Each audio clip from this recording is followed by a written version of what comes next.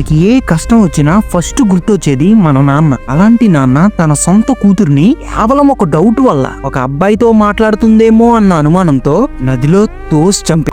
పంజాబ్ లోని ఫిరోజ్పూర్ ప్రాంతంలో జరిగిన రియల్ ఇన్సిడెంట్. 17 ఏళ్ల అమ్మాయి తన తల్లిదండ్రుల చేతులతోనే నదిలోకి తోసివేయబడింది.